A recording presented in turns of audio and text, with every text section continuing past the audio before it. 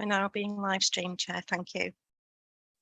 Okay, thank you very much. So let me officially welcome everybody to today's Climate Emergency Advisory Committee meeting. My name's Katie Dye. I'm Councillor for Killingbeck and Seacroft, and I'll be chairing today's meeting. I want to point out that while this meeting's being webcast live to enable public access, it's not being held as a public meeting in accordance with the Local Government Act 1972. As such, it's a remote consultative meeting of the Climate Emergency Advisory Committee. The consultative status of today's meeting means that some of the usual formalities will not take place. This also means that the committee will not be in a position to take any formal decisions, and where necessary, any proposed actions that do require formal ratification will be referred to the next formal public meeting of the committee for approval. Can I remind members please to turn the microphones off to mute when they're not speaking, and can you also use the hand raising function to indicate if you'd like to speak as we move through the agenda. So can I start please by asking members to introduce themselves in turn, and we will start with Councillor Anderson. Councillor Barry Anderson, Adland Wharf, Dill Ward. Thank you. Do we have Councillor Blackburn? No, Chair, he's not with us as yet. Okay, thank you. Councillor Bowden? Hello everybody, Councillor Bowden, Round Hay Ward. Thank you. Councillor Carlisle? Hello everyone, Councillor Peter Carlisle, Carvely and Farsley Ward. Thank you. Councillor Garthwaite? Hello everyone, Councillor Al Garthwaite, Headingley and Hyde Park Ward. Thank you. Councillor Hartbrook? Hello everybody, Councillor Conrad Hartbrook, Rothwell Ward. Thank you. And has Councillor Hayden joined us? Not as yet, Chair, I'm afraid. Okay, thank you. So that moves us on to Councillor Newton. Yep, Councillor Oliver Newton, Morley South Ward. Thank you. Councillor Shazad? Thank you, Chair. Councillor Mohammed Shazad from the Moortown and Mewood Ward. Thank you. Councillor Thompson? Good afternoon, Councillor Eleanor Thompson from Guiseley and Rawdon Ward.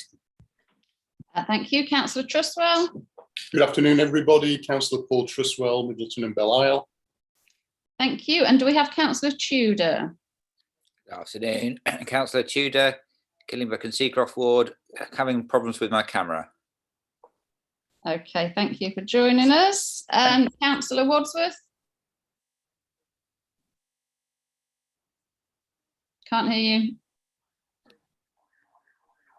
Councillor Paul Wadsworth, Guiseley and Rawdon Ward. Thank you very much. And now can I ask officers to introduce themselves, please? Can we start with Polly? Hi, good afternoon. Polly Kirk, Chief Officer for Sustainable Energy and Air Quality. Thank you. And Helen? Thank you, Chair. I'm Helen Gray. I'm a clerk for today. Thank you. And Cassie? Hi, I'm Cassie Sivapalan. I'm a Governance Officer. Thank you very much. So you're all very welcome to today's meeting, and we'll ask officers to introduce themselves as we come on to the relevant parts of the agenda. So can we start with item number 1, apologies for absence, please? Chair, we've got apologies for absence from Councillor Buckley, and we note that Councillor Blackburn and Councillor Hayden aren't here yet, but they may be joining us at some point. Super, thank you. So then item 2, does anybody have any disclosable pecuniary or other interests? Can you raise your hand if you do? Okay, thank you. So let's move on to the minutes, which I will assume everybody has read, and I will just go through them page by page, and can you just indicate by raising a hand if there's anything you'd like to bring up? So the first page in your pack for minutes was page 5, page 6, page 7, page 8, page 9, and page 10. Okay, thank you very much. Can we agree that they're a true representation of the last meeting, please? And now let's move on to open forum, at which point we're going to hear from 3 different speakers, I think. And the first one is going to be Clary. Hello everybody, or up as we say around here. I'm Clary Ramsden, I'm from Climate Action Seacroft, and I just thought I'd share very briefly what we've been up to. Now, when you think of Seacroft, certainly people outside of Leeds think all it is just cow blocks everywhere, but actually it's one of the greenest places I've ever lived. It's amazing. There's basically a green strip right the way through it, and it's just gorgeous. So Climate Action Seacroft got together about a year ago. So far, we've started developing a forest garden. We've got an allotment, a community allotment up at Killingbeck. We've got 4 seed libraries. Basically, they look a bit like bookcases, painted up beautifully in 4 different locations. The 5th one's going out next week, and on that we put plants, we put seeds, pots, anything to do with growing stuff, with the hashtag Get Growing Seacroft on it. And the idea is we're encouraging local people to get growing and tackle the climate that way. We're developing with Vest 2 a community composting, which will be sited around the back of the LS14 Trust building. Work quite closely with the LS14 Trust. We take any leftover veg from the food pantry that goes up to our allotment at the moment to be composted.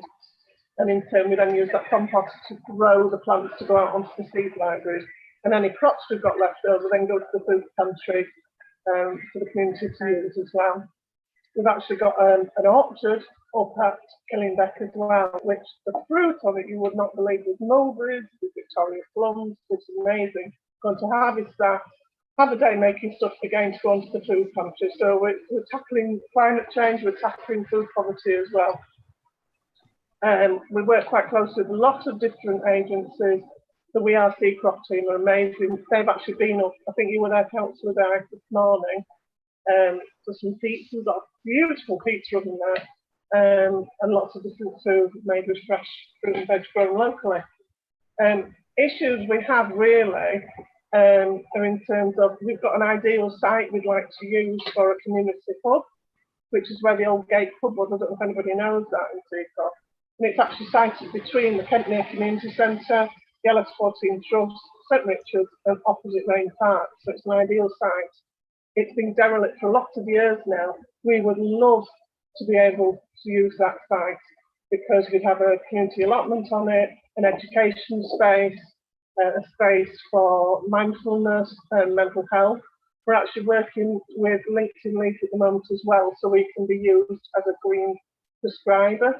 So people can come to us. We've had a couple of people already, one by the art therapist and another one by a touchstone with mental health issues. It's something very close to my heart, to try and encourage people to come and get in the fresh air and even just sit and drink tea and put the tea back into community. It's great. I love living in Seacroft. I've lived here 7 years now. Amazing place, really amazing. And that's us really, Climate Action Seacroft. We've got a good active Facebook page. We do silly videos on how to plant onions and things like that. And we're going to be doing one later today on how to make a lime and mint cordial. Just from things you might have thinking about. Costs you about 34p to make a great big job like that. So that's me. Any questions? Thank you so much for joining us, Clary. I'm really, really glad that you've come to our open forum because you've absolutely sold the wonder of Climate Action Seacroft. It is absolutely amazing to be part of it. It's doing really brilliant climate work and community work, and I couldn't be happier to have you along. The Facebook page is brilliant. I strongly advise you all to join it. And you'll watch Clary doing videos and see all kinds of things that are going on. So yeah, you learn how to do so much. Does anybody have any questions? Okay, super. Thank you so much for sharing, and we'll look out for you all signing up to the Facebook page this afternoon. Thank you, Clary. You're welcome. Thank you. Cheers. Thank you. Bye. Okay, so next, I think we have Andy Goldring from Climate Action Leeds. Great, thank you. Good afternoon, and thank you, Chair, for giving me an opportunity to talk to this committee today.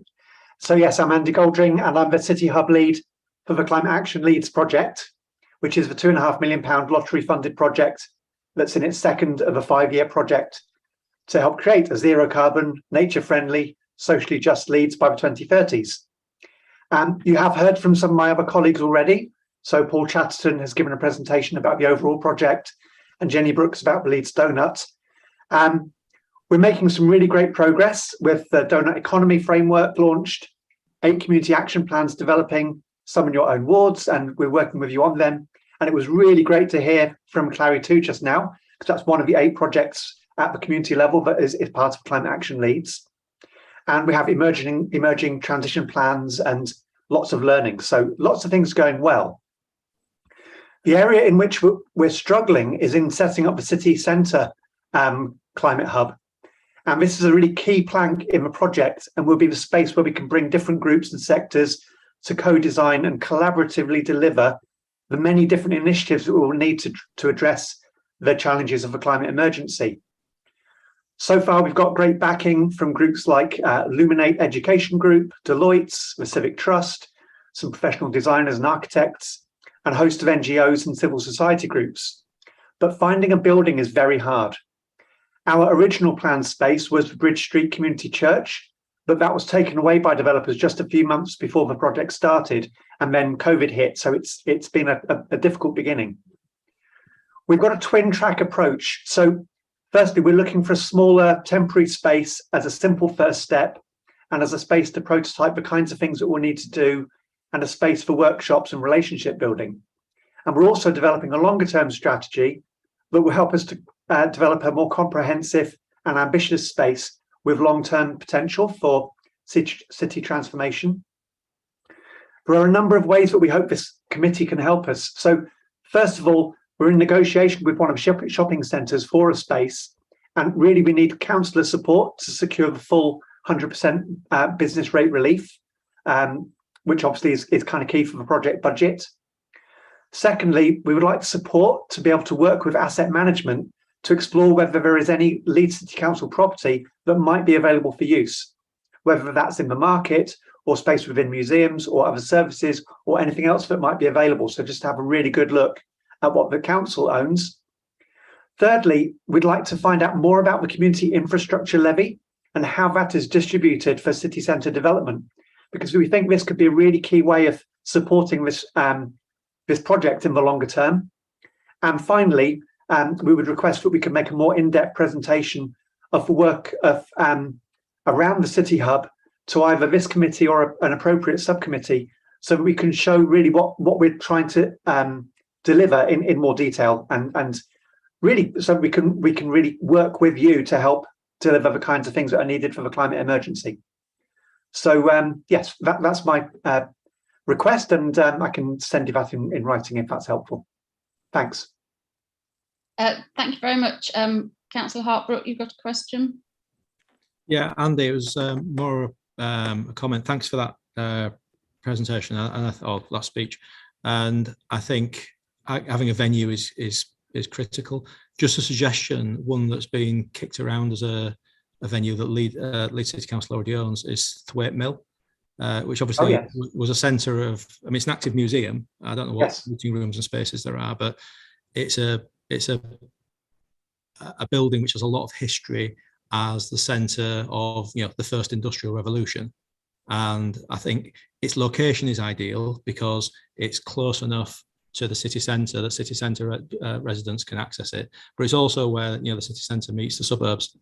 So it's a very popular place to be passed, although actually stopping there and doing something is not so common, because there's, you know, unless you're visiting the museum, there's nothing, no other reason to kind of go in there at the moment. But I personally think there's something poetic around the fact that building which started, you know, as part of the first industrial revolution now gets kind of brought into use in helping imagine and design and promote and create the green industrial revolution, which we're all going to be having over the next 10, 20, 30, 40 years if we're to have a successful planet. Fantastic. Thank you. Thank you very much for that suggestion. Thank you. Councillor Garthwaite? Yes, thank you. I might be able to help with a number of these things. Certainly, because I have city responsibility for the city centre, regular meetings with the city centre management, and I've been on the board of the Business Improvement District, so there's their possible building that they use for training in City Exchange on the top floor. And then regarding SIL, I'm in close contact with the councillors whose wards include the city centre, and they tend to have a lot of say in how the SIL is spent when it comes through the locality and community committees. So rather than going into it all here, if I could have your email address, certainly we could communicate directly. That's very kind. Thank you, Councillor Garthwaite. I shall put that into the chat right now. Brilliant. Thank you. Thank you. Thank you, Councillor Garthwaite. That's hugely helpful. Does anybody else have any questions or comments? Councillor Truswell? Thank you, Chair. Just following on from that, and obviously, if we can assist sooner rather than later through the suggestion that Councillor Hart-Brooks made and the offers of assistance that Councillor Garthwaite has made, all the better. But I just wonder, as a marker, whether we should be asking, and I think he's referred to this, whether we should be asking Andy to really just specify, as he's done, but in writing, so that we can maybe circulate not just asset management, but other council departments to say, look, we regard finding premises of this type as crucial in terms of moving this project ahead. Have you any properties available? Hopefully we'll be able to help rather more quickly if the suggestions of Councillor Garthwaite and Hartbrook pan out. But I'm just wondering, rather than if for whatever reason they don't pan out, we ought to set the ball rolling in a much wider way. And good luck, Councillor Garthwaite, with your discussions with colleagues in Consultative and Riverside who tend to accumulate quite a lot of SIL, which they understandably feel is for the benefit of their immediate residents. So, you know, hopefully they will contribute, but as I say, I think it would be helpful if we set the ball rolling rather than assuming that the two avenues that have been suggested are going to prove productive. Thank you, Councillor Truswell. I think that's a really good suggestion. Are people in agreement with that? So to clarify, shall I send a proposal to circulate, or some of the notes that I've made from state? I would have thought, Chair, just chipping in, if you were to send that information to Polly, that she can then put it into the system in the way that I've suggested, unless she's got any other suggestion. Okay, then yes, if you can do that, please, that'd be super. Thank you very much, and we will do whatever we can to assist. And as Councillor Trussell said, I think it's crucial and it needs moving on as quickly as possible. Thank you. I'm leaving very happy. Thank you very much indeed. Thank you very much. Thank you for coming Thanks. to talk to us. Thank you. Bye. Thank you. So I think the last open forum item is a video submission. Is that correct, by Brent Haig? Yes, that's just Chair. I'm just sharing my screen now, and you should be able to see it and hear it shortly. Good afternoon, and thank you for allowing me to submit this question to the forum. My name is Brent Haig. I've been involved in the gas industry since 1969, and I was initially involved in developing gas burners for use on methane, and subsequently provided technical support for the conversion programme, which took place in the late 60s, early 70s, where we converted the gas grid from town's gas to methane. I've also run a business since 1986 where I supply and install gas appliances for the domestic market, and my business is based in Leeds. In 2016, I became aware of the H21 project, which was a government-funded feasibility study which took the idea of converting the national grid, which is now methane, to 100% hydrogen usage.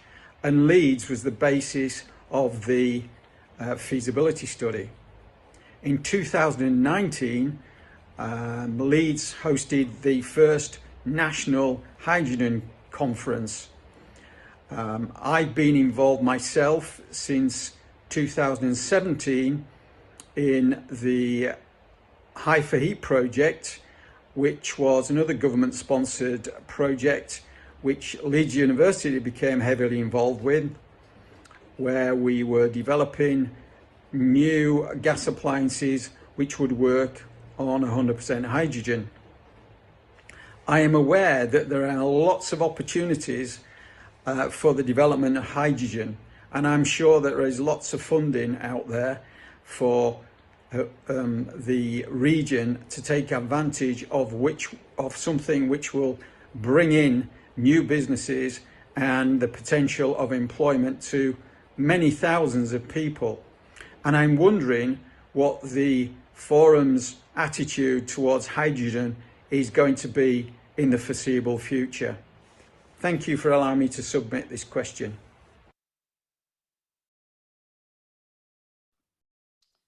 Okay, so thank you, Chad, for sharing that. Polly, can I hand over to you for any comments and bowing to your expertise in this area?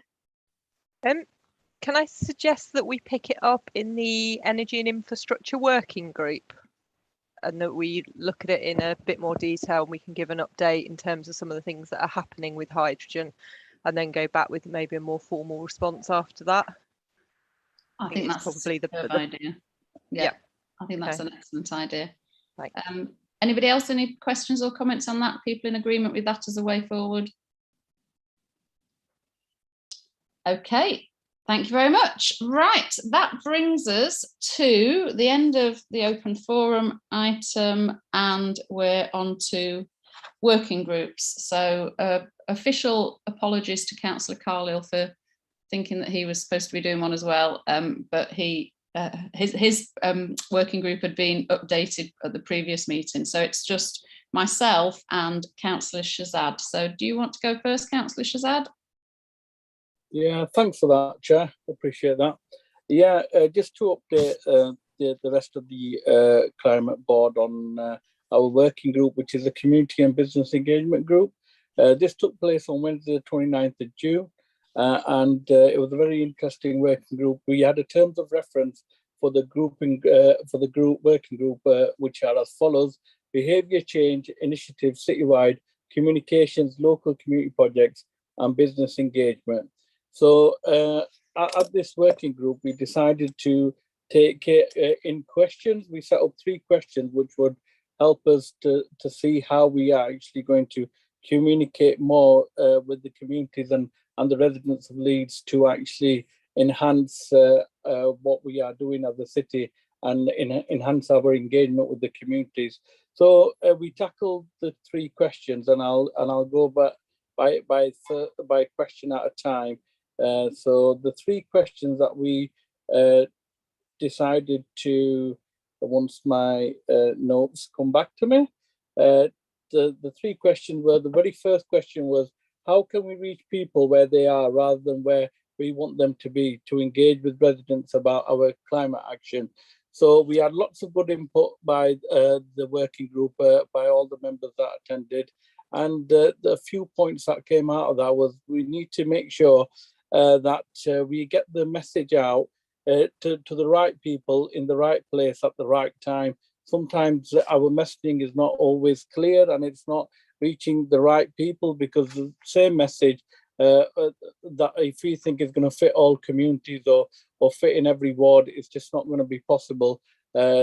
Different messages apply to different communities, different wards, and at different times, because obviously, for the basic example, if you ask everybody that's living in the outer areas to actually give up their cars straight away and then get on the buses, if you don't have a bus service for them to get onto and get to the city centre, it's not going to be feasible. So for those sort of areas, we need to give them a message where we need to look at hybrid vehicles, electric vehicles, and how we could improve the infrastructure there until we can then tackle the actual public transport system, and how we can make that more efficient, where people could decide to actually get off their vehicles and actually use the public transport to actually make their journeys.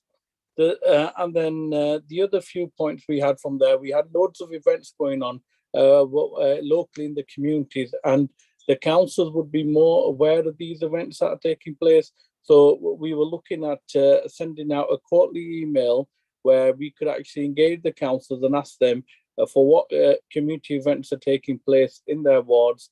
And from there, we can actually get some feedback where they'd reckon, the ward council reckon that the climate engagement team can actually turn up to those events, and they will be beneficial and would be able to talk to more people rather than those people that would normally fill in surveys or normally write in, because at those community events you'd have a wide range of people from different backgrounds, different age groups, and from different communities. So that was another action that we decided to take on that question. And another thing we looked at is climate information. I mean, how easily is it available? It's kind of a bit spread out. We've got different websites. So hopefully, Chad, who was actually our support officer for the group, he will be looking at getting quite a few websites together to get the information out, because obviously not all councils are aware, and then it could give us an opportunity to actually share that information and to see if we have got enough of that information and the right information to get to people, so a lot more people are aware. And obviously maybe our digital input on the information is not as good, so maybe that's something we could look at going further.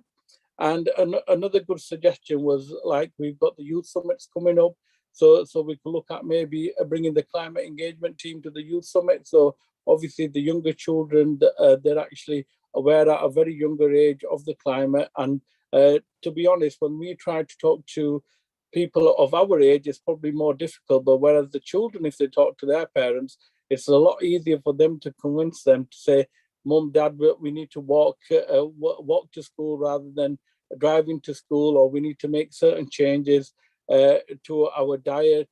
Especially, I think in one of our youth summits, we had someone tell us exactly how much carbon it is when you have a piece of meat compared to vegetables, and then everything like that. So obviously, I think that would be a good starting point. Would be one of our youth summits, which obviously each community committee has. So that'll be 10 youth summits. So we'll be getting quite a bit there. So that was the first question. So I'd like to thank all the members who actually gave their input for that one. And the second question was, how can we talk about the key issues in a way that audiences will find comfortable, relevant, and appropriate? So for that, we thought, for a lot of people, climate is not the top thing on their agenda. But after this week's heat wave and the actual, and I think it'll be on a lot of people's agenda. But obviously, once the temperatures cool down, maybe people might stop discussing it as much. But we thought the best way of looking at it at the moment is the cost of living, which was a great point made by our chair, Councillor Katie Dye, who said if we could link the information to regard the climate and the benefits that we can offer. I mean, the prime example was given about the plumber who used the electrical van, and he was a great advert for climate change, because obviously he made it out, and it was a message coming out from a common person, a common business, rather than from councillors and officers. And that message with the views on YouTube and so on and so forth was a lot more popular. And how obviously in the rising cost of fuel and everything, how he's saving money on the cost of fuel because he's got an electric vehicle.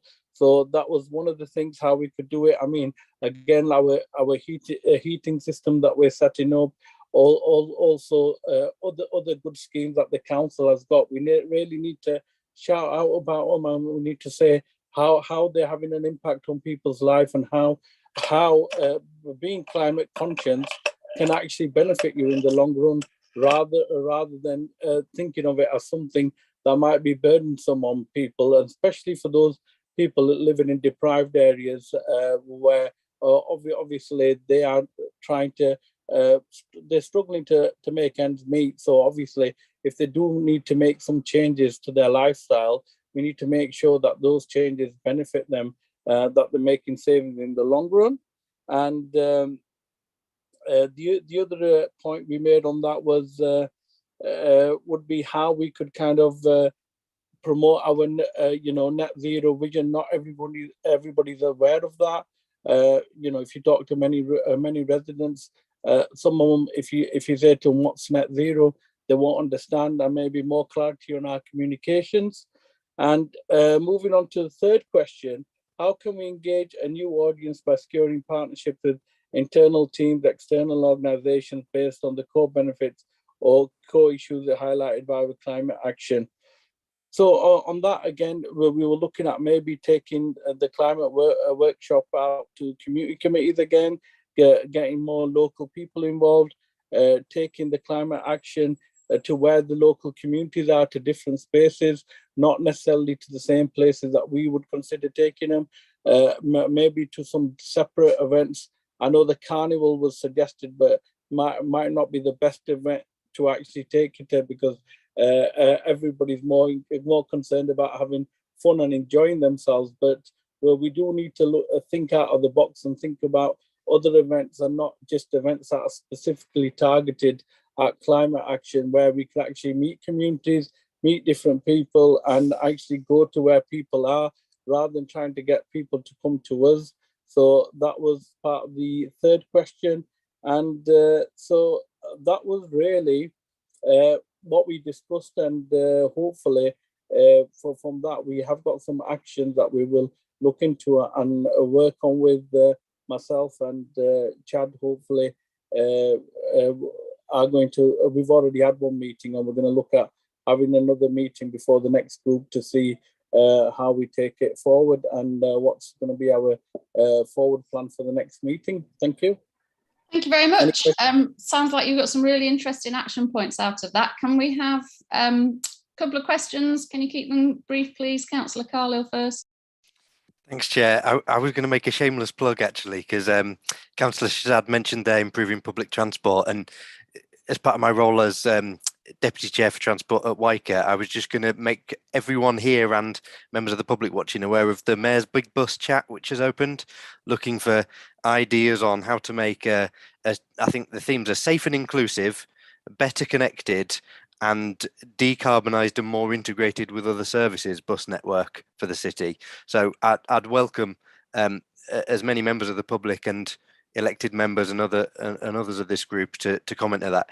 It's part of the Mayor's plan in order to really improve bus networks that she put forward. I mean, one of the first steps is to try and make it more affordable by introducing the £2 maximum fare across West Yorkshire and the £4 maximum all day. So just thought I'd put that plug in there because it aligned with some of the actions that came out of the working group, Chair. Thank you very much. No, great idea. We should all be plugging that one. Right, Councillor Trustwell. Yes, Chair, thanks very much. I thought that was a fantastic report, really articulate, lots of detail, great deal of food for thought. But I just wanted to ask, in terms of process, are these working groups serviced by officers so that perhaps we could have notes of the meetings on the agenda rather than a verbal report? Because when you get to my age and the brain's going through its usual natural process of atrophication, it's really useful to have that sort of reference point. If it's not feasible to do that, I understand, but there was a lot in there that I think it would be useful for us to have in front of us in a written format. Thank you. Polly? They're not serviced by officers in the way that something like this committee will, so people are doing it very much as an add-on to day jobs.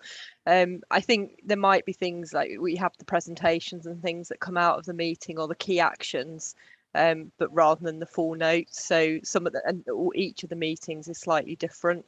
So I wouldn't want to commit to doing sort of full notes from all 4 working groups, because I think we'd end up having to stop doing other things.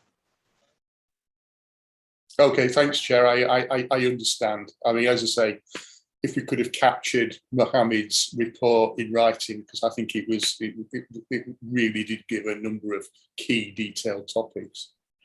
Councillor Shazad? Yeah, thanks for that, Chair.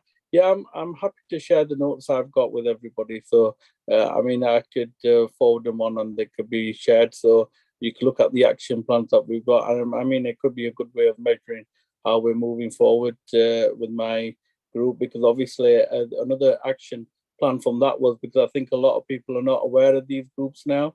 So again, and we've got new councillors that have joined the council. So I was hoping that the invites can go out again, and the more input we have, the more ideas we have, and it's a better way of, especially when we're looking at engaging with the communities and businesses.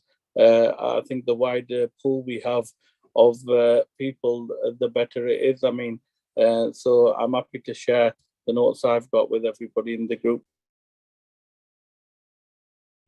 I think that would be a good idea, and then we could get them circulated. People in agreement with that? Councillor Trustwell? Yeah, and just to add, obviously this is a public meeting and there's information that can be shared with the wider community and wider groups. Okay. Any more questions on that one? Okay, well, I'll move on to mine, which I'm going to do extremely briefly because I'm conscious of time, but mine also had presentations there that would be a good idea to circulate. We received two substantive items, really. One of them was an update on the net zero housing plan, and we discussed some of the actions that are important to think about moving forward, such as the establishment of a Better Homes Hub, which I think is a really exciting project, some of the retrofit work that's going on, how we can look at new builds and low carbon council homes moving forwards. And another exciting action moving forwards was the idea of creating a map of retrofit opportunities and things that are going across the city, which again is something that I think would be really exciting to share. And then the development of an engagement plan. And on that one, the last thing we looked at was skills gaps in terms of getting net zero work done, and looking at how we can create a skills package to enable those skills to be developed moving forward. And then the second substantive item was we had a presentation which was absolutely fascinating on the feasibility of using solar, which was given to us by Arup. And again, it might be a good idea to share those as presentations rather than me go into a lot of detail.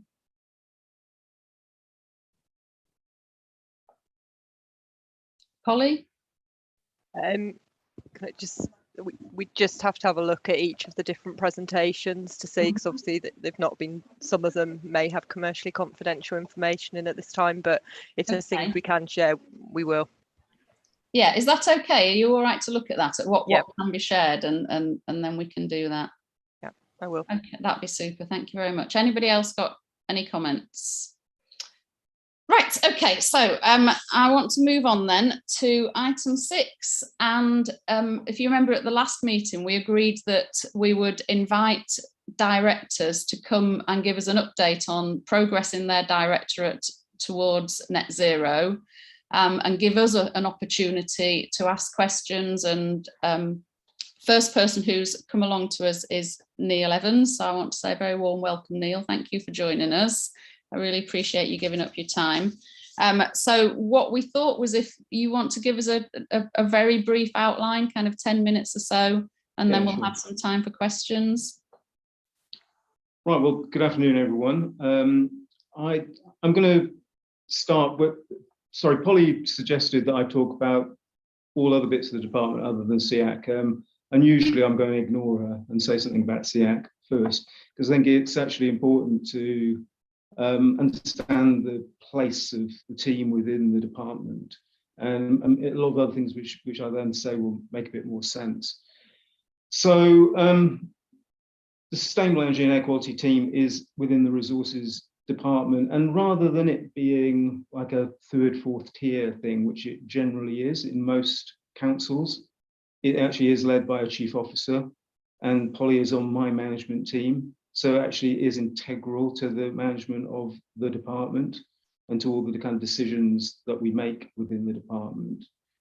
And just in terms of the commitment to it, I mean, generally what you see up and down the country is the councils spending more and more on children's social care. We're no different to that, and resources departments and other departments have shrunk.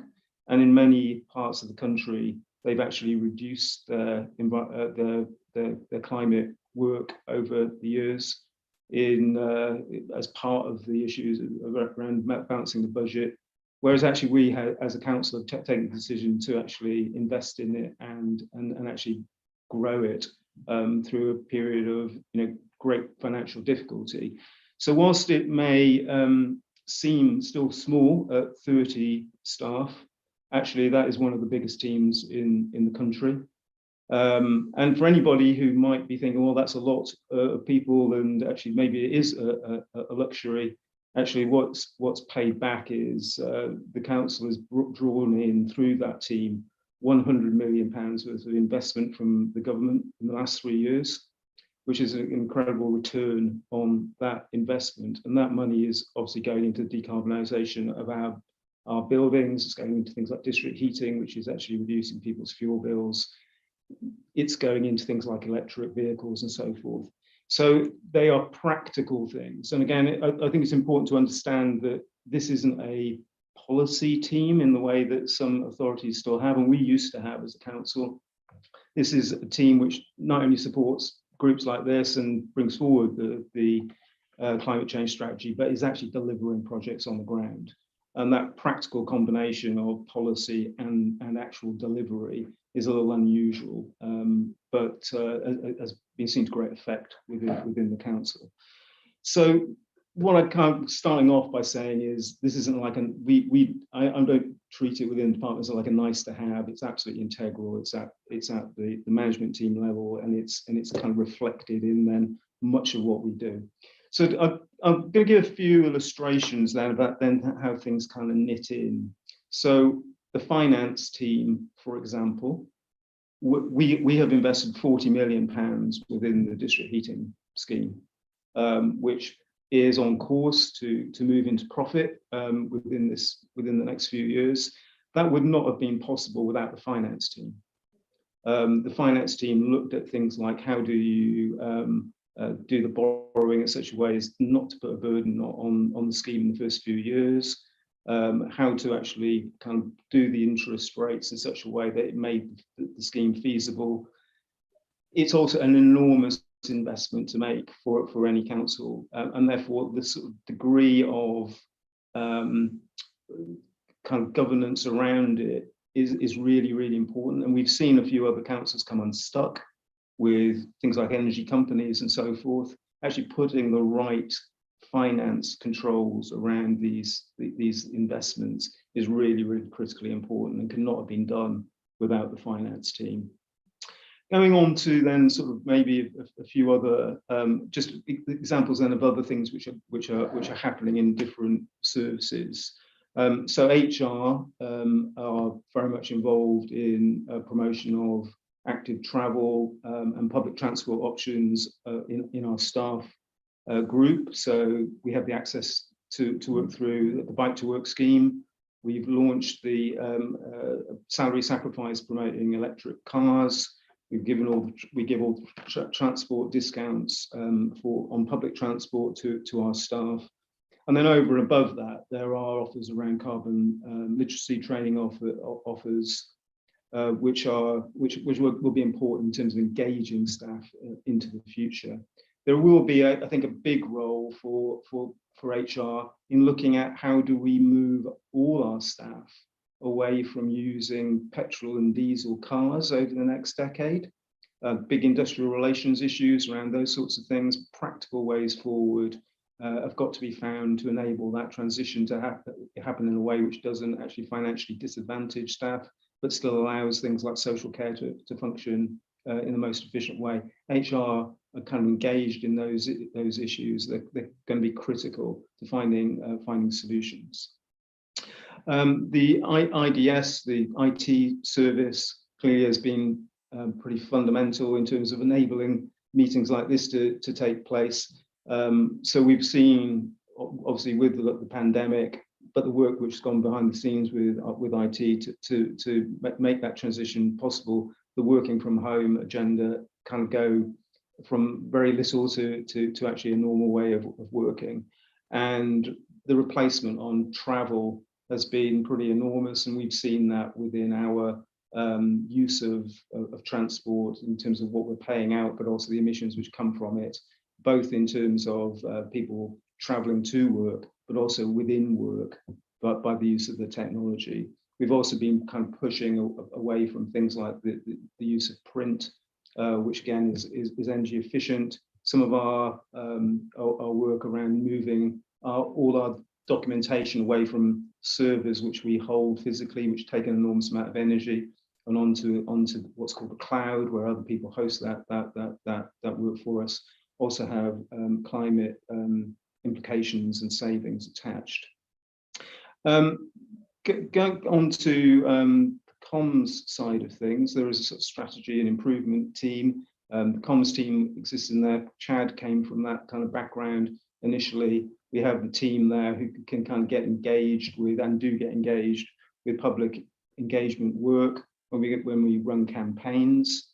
And also the strategy team has kind of incorporated the work around zero carbon as one of our 3 kind of core ambitions for the city. So all the strategy and policy work which Polly does is incorporated by that team into the outward facing work that we do with other partners, in terms of having that as one of our 3 key strands of our ambition as a council. And then I just wanted to finish with just showing some sort of very practical things which are then going on through Civic Enterprise Leeds, about how some of these things kind of play through in very practical ways. So again, Polly working with Sarah Martin, who's Chief Officer in that field, big review of how we do food for schools. So all our suppliers are based in Yorkshire. We've had a big reduction in terms of the amount of movement of food, big emphasis on local produce, we've moved to a meat-free day, so more vegetarian options and reduction in food waste through initiatives which are being taken around the way that we order. There's been a massive change in terms of our fleet over the years. We're the biggest user of electric vehicles in the country. So 350 plus electric vehicles. Areas like Leeds Building Service almost exclusively use electric vans now. 40 odd electric charging points within those buildings, which support that. And fleet work hand in glove really with Polly's team on producing business cases which show that even though these things are more expensive to buy, they're actually less expensive to the authority over the whole life of their use. And actually that's helped us with our budget too, as well as actually helping on the climate. And then into a couple of little practical things to kind of show you, looking at things like how we get children around the city in terms of supporting children with special needs in particular, looking at how we do route planning, which actually has reduced the number of journeys and therefore saved on emissions. These things are kind of built into the way that we plan. And lastly, investment in our buildings, which obviously Polly's team has kind of brought a lot of money in. That has been delivered through CEL, through something called corporate property management, which does that planning and does a lot of work through LBS. I'm actually going to be moving that team in with Polly to make sure actually all our future planned maintenance work is actually very much got at its heart the climate agenda. So hopefully that's given you a bit of a view of lots of things which are going on within the department, and just to to reiterate again that whereas I think even now, unfortunately, some councils do treat it as a bit of a nice to have, it clearly isn't a nice to have for resources department. It's absolutely front and centre of the work that we do, and you know, we're tremendously, and we should be tremendously proud as a council actually for the impact that's been made over this last few years by kind of investing in this area, which is so important for the future, but was actually showing some real benefits to the city right now. Okay, I'll leave it there. Thank you. Thank you very much, Neil. You've covered a lot there. Has anybody got any questions? Let's start with Councillor Tudor. Hi, I still can't get my camera to work. It was just a very quick question about at the beginning, talking about 40 million investment and then a reference to how I wonder if you could just explain a bit more about how you know how that works, how things turn a profit, basically. Okay, do you want to answer that, Neil? Yeah, so we have obviously had to borrow money to invest in the district heating scheme, and that was based around a business case that our heat sales, which we get back from that district heating, would cover the costs of that borrowing. But because actually we are getting an acceleration in the numbers of organisations, both public and private, which are joining that district heat network, we are the arc of actually covering those costs and moving into profit, as in the sales will exceed our borrowing each year, has kind of as narrowed. So over this last couple of years, you know, things like the hospital joining, the university joining, things like the DWP building joining, they are big users of service. All of those actually attract a heat sale price, and have moved us more and more close to actually moving into profit on that scheme. Thank you. Did you want to come back, Councillor Tudor? Chair. For example, in our ward, all the fantastic ground source heating that residents are reported being very happy with, that is owned by the council and is charged as and is revenue for the council. Do I have that correct?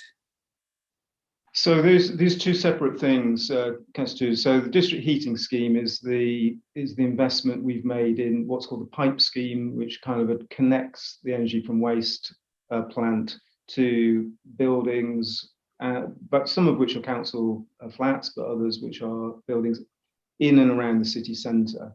And there was big investment in that, and that's been done with that business case in mind.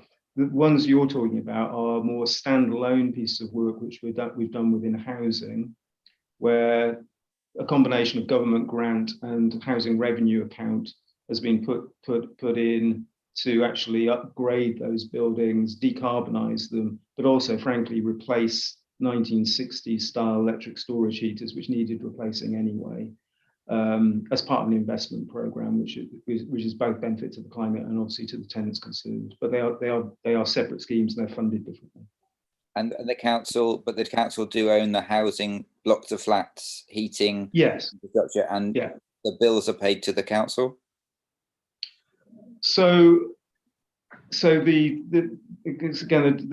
different things here. So the council has the housing revenue account is paying for the work which is done within the flats, and then the payments.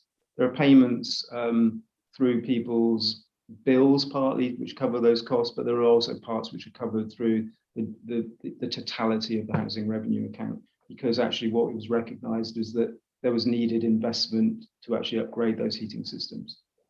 Thank you. Thank you. Councillor Truswell.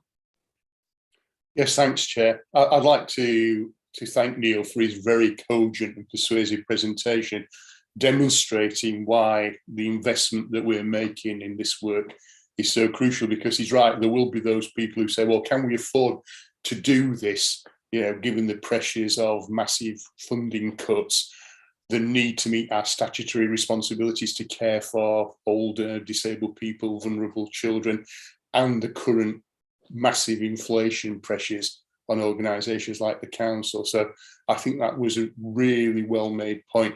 Question I'd like to ask is around procurement. In recent times, we've focused to a much greater degree on providing social value through the services that we buy from outside, i.e. our procurement process. Have we got a similar approach in terms of ensuring that the goods and services that we procure meet the sort of sustainability and climate viability tests that we would ideally want? Or is that something that kind of falls outside because of regulations imposed on us by government and others? Do you want to come in on that one, Neil? Yeah, sure. I think in the really critical areas, we have actually a good record in this area. So we do on particularly the construction side of things, which were probably the biggest carbon impacts, do things through something called your build. And actually the percentage of recycling of waste in those areas is absolutely, at a really good standard, and it is really critical to those procurements. I'm sure in certain other areas of services which might be a little bit less obvious, if you like, around the carbon, there's probably still work to do around some elements of transport and so forth. But I think it's something to say the big areas. There has been a concentration on that for some time, and there is some good evidence of what we deliver in terms of encouraging sustainability. Not to say that so there can't be improvements elsewhere. Yeah, just to come out, I was thinking about other things, and I don't know what proportion of procurement that this would amount to, but for example, the food that we purchase, to ensure that is sourced as locally as possible and is produced in as climate friendly a way as possible. Are they sorts of things that we're able to factor in? Yes, I did reference that, but Polly can maybe comment a bit more on that. I know she's been involved with it directly. So on the food, we did an exercise to actually work out the carbon footprint of all the food we buy, and it was in the exec board report in February, and then we've set ourselves a target of halving that by 2030. So that was one of the first sort of procurement areas where we've really kind of intensely focused, and we're starting to work through to see what we do. And some of it's not about sort of buying the products differently, but actually about changing what we buy in the first place.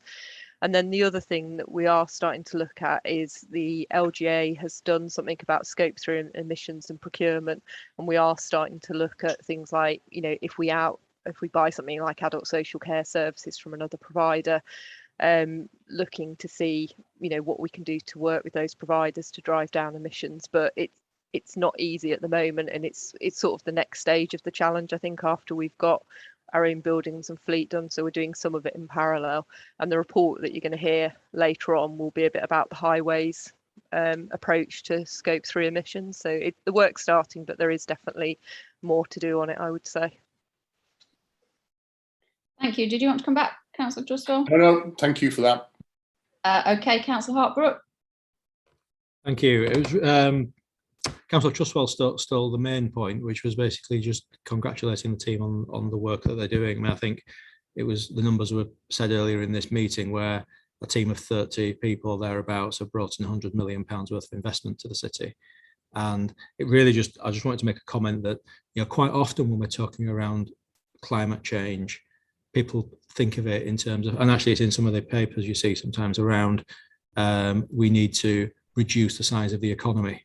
And it's a point I fundamentally disagree with, because actually we need to change the economy. And actually I think by Leeds being at the forefront of the green technology and way of living process, just as we were, as I say, in the Industrial Revolution, where we spread our practices around the world, which ultimately got the planet to where it is today, unfortunately.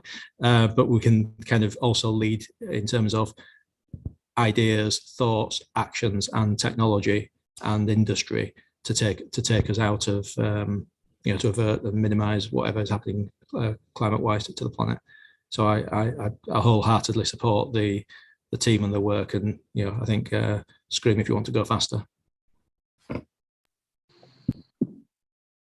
Thank you very much. Any more questions? Councillor Carlill. Sorry, I was just going to comment on Conrad's point, if I can, really, because it's an important one that I think we've discussed at the finance working group and at others. And I think it was in the Climate Commission's work that showed all of the different investments that would need to be made in the city to meet where we need to be, I think 2/3 of those either brought a profit or were cost neutral. That the problem being, I think they didn't always bring a profit to the person that needed to invest in it. So, things like retrofitting, the profit wouldn't come back to the council. It goes obviously in the points Neil referred to in our council housing, then actually the benefit goes to our council house tenants who have lower bills. But when you're retrofitting a private house, then the benefits go to that private householder in a reduced bill. So I think that's the real key around the finance aspect of it. How can money be brought in for things where the return is with individual householders, with individuals, with small businesses, etc. And it's a really key conversation. That's one we'll carry on having in the finance working group, but one where we made our comments well known in the consultation that went to government, and hopefully some of those points will enable them to think of a really good way that this could be done on a national level, because we have a good track record of making these investments, small or large. There's the electric private hire grants that we gave out to change taxi vehicles to cleaner vehicles, and that worked really well. But getting that return is something that we need movement on how finance works in this country as a whole in order to do. So that's a really, really useful point. Thank you, Neil. Yeah, well, a few points on that. I mean, I think one is by having a team, we have placed ourselves in a really good position to take advantage of what funding is out there. And I think, unfortunately, there are quite a lot of councils that don't have that capacity and therefore don't get it. So even taking cases, the really difficult issue, Councillor Carlill, you've raised about private housing, we've been able to at least get some money in for areas like the recreations and actually show what can be done by actually seizing hold of grant. I think, however, it's also been a discipline, and the district heating one is a good example of it, where we have always been keen, and the electric vehicle fleet similarly, to show that what we do at scale does actually make financial sense. And again, I think there's been a lot of work by some councils which has been on a pilot basis, but it's not gone anywhere because it actually hasn't financially stacked up. So we do put still a lot of emphasis on having those business cases which do what you were referring to at the beginning, the stuff which can make sense, we act upon. And then lastly, I think because we've been so active, and the work, there's been a tremendous amount of work with Bays, I think it has put us more up on the table to actually have those national discussions as well, because clearly there are going to be areas where without some national shift on policy on things like private retrofit, there won't be a solution. But at least I think we're in there, and we're in a position to be a bit more influential on the back of our experience. Thank you ever so much, Neil. I found it absolutely fascinating, and it's clear that we're making really good progress. I think you're going to be a hard act to follow for the people that we're going to invite to future meetings. So thank you very much for coming. And it would be great if you could come to a future meeting when we've kind of worked through our cycle, and let's keep this as a regular update. Yeah, by all means. Thank you very much. Thank you. Thank you very much. Okay, we are behind where I want to be, so let's make up some time, shall we please? I'd like to introduce Paul Russell, who's going to report to us, as Polly mentioned earlier, on some of the work that's been done by Highways and Transportation. I'm assuming everybody's read the paper, so if you want to introduce it, Paul, please just assume that we've all read it and there's nothing that needs specifically repeating from it. Thank you very much. Good afternoon, thank you, Chair. Yeah, my name is Paul Russell. I'm a manager that works in highways and transportation. My portfolio is really, I'm responsible for all the new highway and bridges infrastructure that's been built, and I also look after the highways and transportation procurement. This report is more of a very light touch briefing note on what highways and transportation are doing in response to the climate emergency. Focusing mainly, I was asked to focus on embodied carbon. That's the carbon in what we build. I'm going to look briefly at the sort of carbon calculation tools that we use and how they're developing. Touch on procurement. Again, look at low carbon materials, which is where the embodied carbon element comes in, and then look at offsetting, which is also an important part in the whole carbon footprint of what we do. So highways and transportation is committed to reducing its carbon footprint, but it's a simple fact that when you build something, you generate carbon, and that's one of the challenges. I have included an appendix of some of the innovative work that's been done on the Leeds flood alleviation scheme, which we can touch on later. But I think the key areas where carbon emissions are generated are obviously the materials we use, the asphalt, the concrete, the steel, other raw materials. Neil touched about materials sent to landfill. That's a big carbon producer. And then the construction vehicles as we're building things. I think another key area of concern is quite emotive is when we're building infrastructure and we're cutting down trees and how we manage that. And I suppose not linked to embodied carbon is the impact of building infrastructure, especially roads. It can lead to more traffic, more carbon, faster speeds. But there's a counter argument that if you're reducing congestion, you can reduce carbon.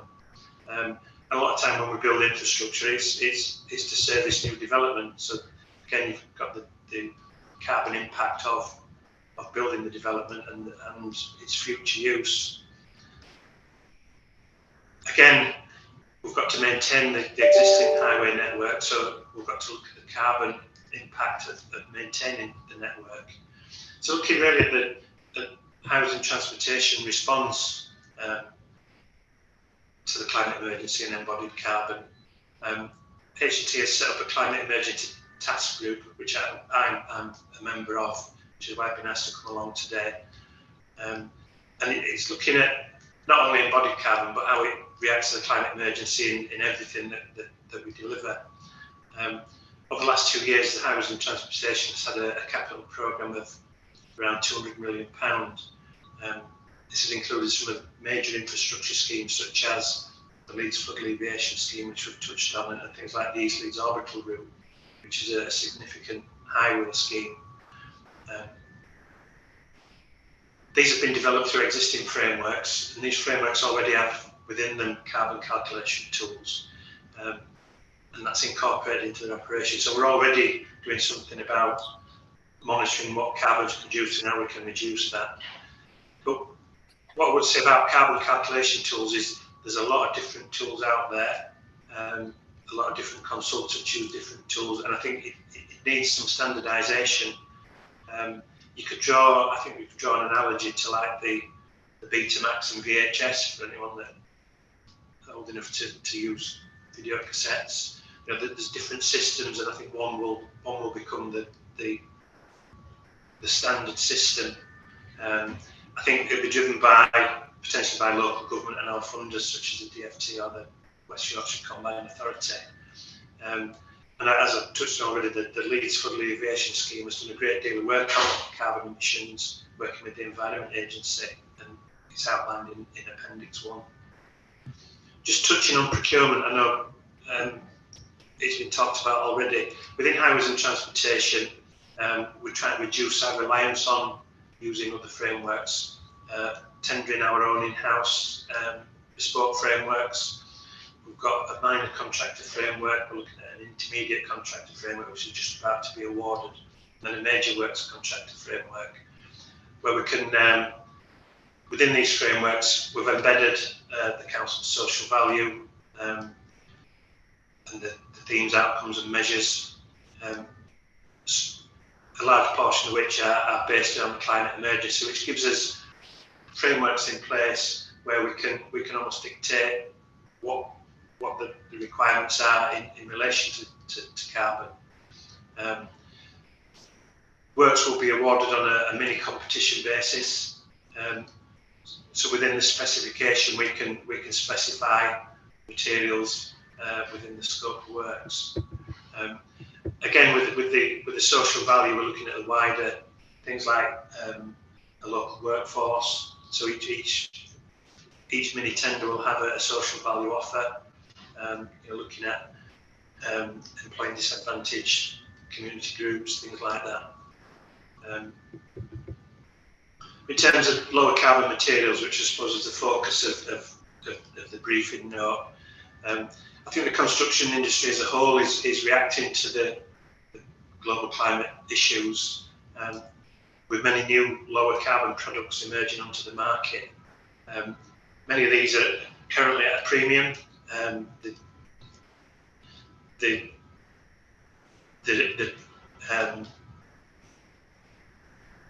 innovative and come at a cost. I think also that the current hyperinflation we're going through and the conflict in Ukraine is having an impact on materials across the board, which is only adding extra pressure to specifying lower carbon materials.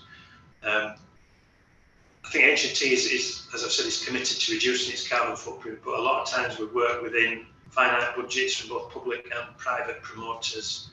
And in order to achieve a lower carbon footprint, it may be that less infrastructure is delivered, and some may not even be delivered at all. Trials of lower carbon material have been conducted on a number of schemes. We did a small scheme in Garforth where we used a warm lay asphalt pavement material to save over 4 tonnes of carbon. I think these new lower carbon materials will be monitored, but warm lay asphalt is already becoming more readily available as a standard viable option. Other areas where embodied carbon can be reduced is we can use lower carbon concrete, using recycled steel. A good example on the East Leeds orbital route, we used energy efficient side cabins, things like that, saved over 500 tonnes of CO2. Lower carbon materials may not be the whole solution, but could account to a 20% reduction on construction contracts.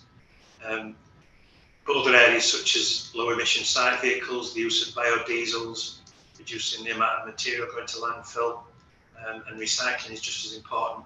So the sort of percentages we're looking at reducing material to landfill, we look at recycling around 95% of site materials. And again, another important factor to consider is the offsetting that can be done by landscaping, mainly by planting trees. Again, looking at the East Leeds orbital, we've planted around 3,000 new trees, which are fairly substantial trees, with a further 30,000 of the small whips planted, which are your future trees. And there's a statistic that the total landscaping area on the East Leeds orbital route is equivalent to Rounded Park. So in summary, the climate emergency is real and positive action is being taken. As a client and employer, I think housing transportation can significantly influence the carbon footprint of what we build.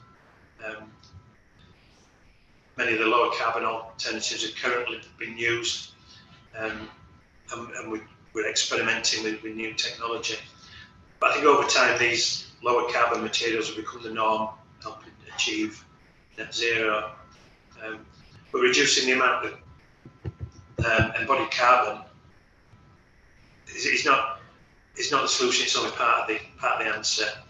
So we're looking at incorporating emission standards into contracts, using low emission electric vehicles where they needs maintenance and support work, reducing the use of carbon intensive equipment, using any energy efficient lighting on roadsides. That's one of the big areas that highways have upgraded all the street lighting within Leeds to LED which is much less. It's a low emission solution. Again, recycling materials, which we've touched on, planting trees to offset the carbon we produce in construction. I think the challenge, we've got challenges financially with the current economic climate. However, through the new procurement routes that we're developing and the strong social value that's embodied in these contracts, significant carbon savings will continue to be made. I think just briefly on the appendix that I put in about the Leeds Flood Alleviation Scheme, I think that focuses on the sort of materials that they've used in construction, the transport, moving materials and waste around the site, and the energy that they use during construction. I think what they've done on the flood alleviation scheme, they've developed a baseline of what would be if they did nothing, and then calculated the savings that they have made in them three areas. What they've also done quite cleverly is look at the impact of the Boxing Day floods in 2015 and the carbon cost of putting that right. So it's like offsetting in reverse that the work that we've done will potentially prevent future occurrence like that. Just to finish off, I think they've looked at a 20% reduction in materials on the site, a 10% reduction in the energy that they've used, and the statistics in there, they've equated that to trips around the earth. So innovations that they've used hydrogenated vegetable oil instead of diesel. They've used recycled sheet piling in some of the works. Where they can, they've used electric vehicles. So that's basically that's it. Is there any questions? Thank you, Chair. Thank you very much. First hand up was Councillor Anderson. What it is about, maybe about 3-4 years ago, I got a briefing off of Tarmac to try and make a budget amendment on low carbon and low heated tarmac. And at that point, I was laughed at by Highways. They said they weren't interested. And when I brought forward the amendment, the administration weren't interested in following this at all. Yet Tarmac have made it, and this is basically the point of the reason here. Tarmac are willing for us to come down and get, and for them to show us what benefits they can bring, because Tarmac have their depot down, I think it's just outside Cross Green, and they would be willing to meet with councillors to show the benefits of their low tar product. Are we willing to take them up this time?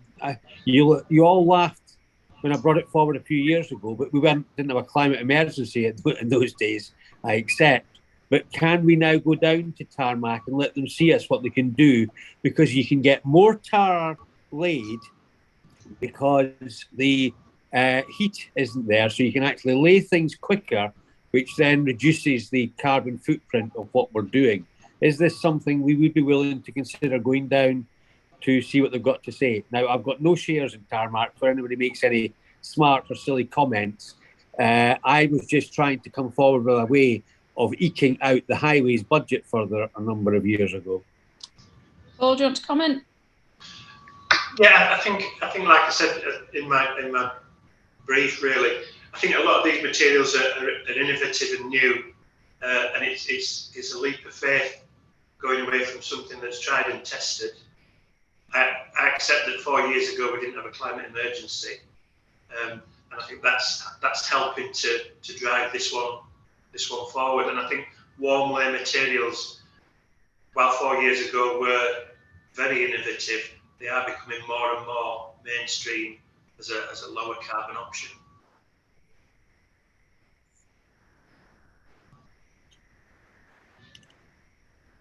Okay, thank you. Can I just on that one, Paul? When you mentioned the trial in Garforth, is that what you were using? It was a warm layer asphalt, yeah, which has a lower carbon footprint. But it's not just Tarmac. A lot of the suppliers have their own products now, So I'm not sure exactly what product was used there. Okay, thank you. Shall we move on, Councillor Hayden? Thank you, Chair. Actually, on that, about a year ago, we laid recycled. Well, it looks like tarmac to me. I don't know whether, I can't remember which companies were involved. It was a company in the northeast have developed recycled road surfacing.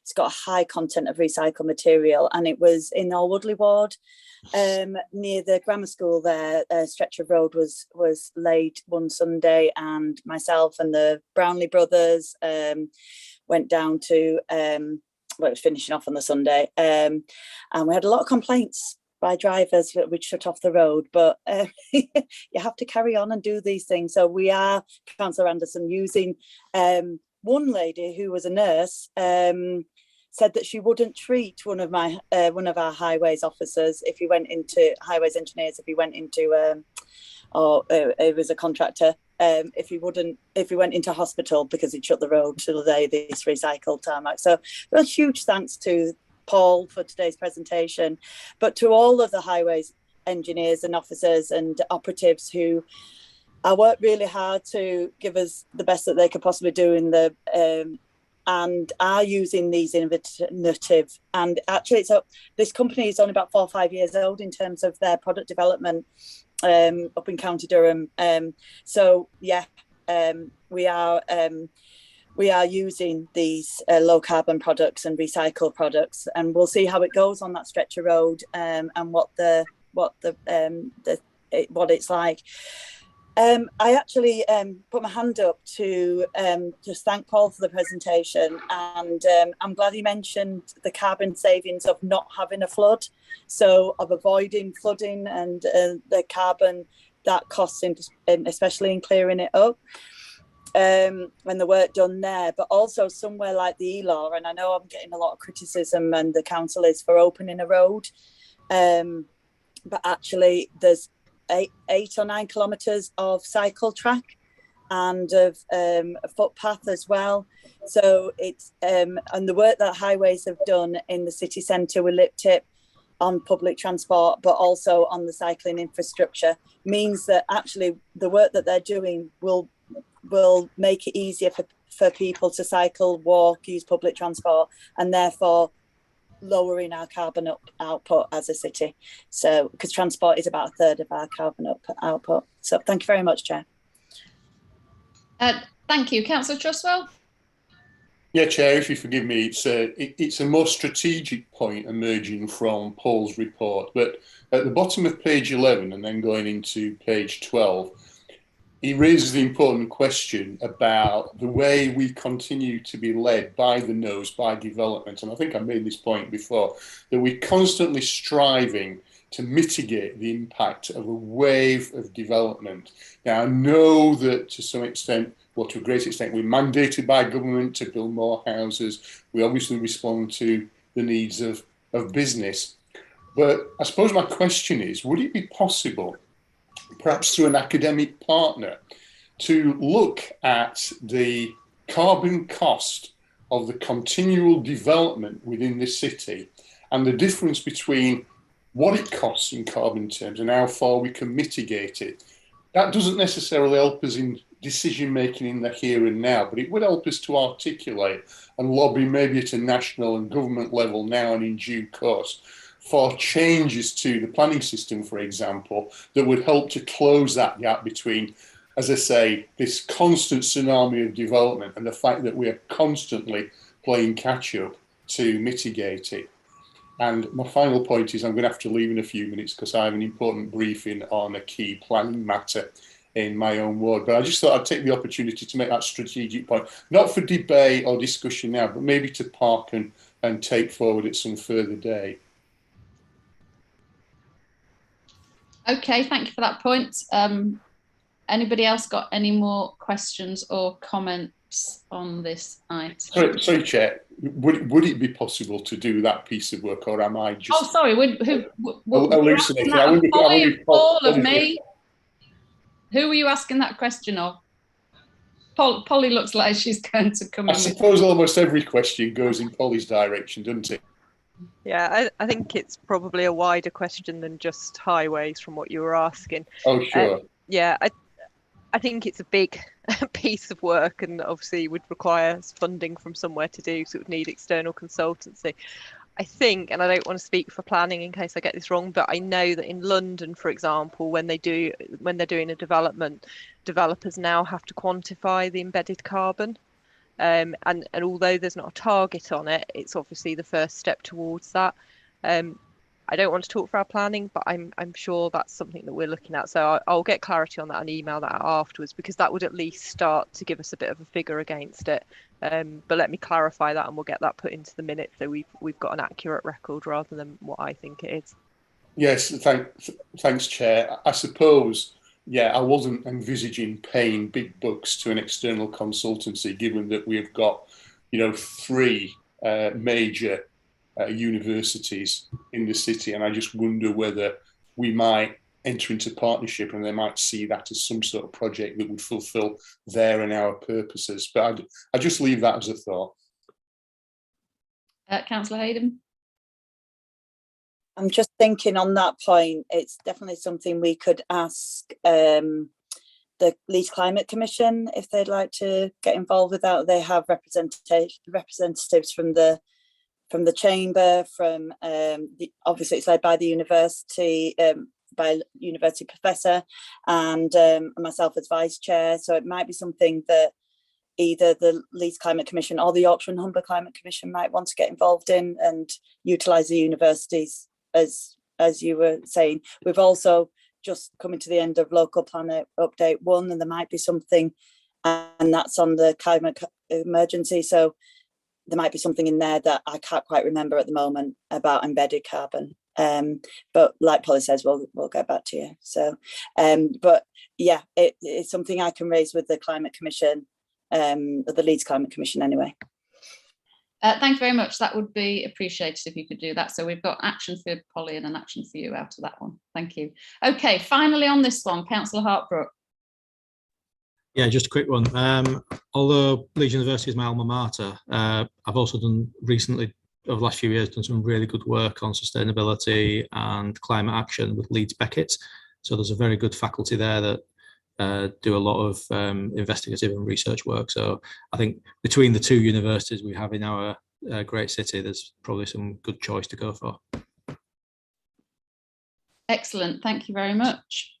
Okay, I think we need to move on. Can I thank you, Paul, for that. I think it's something that's likely to be fast moving in terms of developments, and I think as a committee we'd be really interested to see, as things develop, you coming back and just updating us, because you've made a lot of points about materials and vehicles and ways of working. So if you'd be happy to do that at a future date, I think we'd really appreciate that.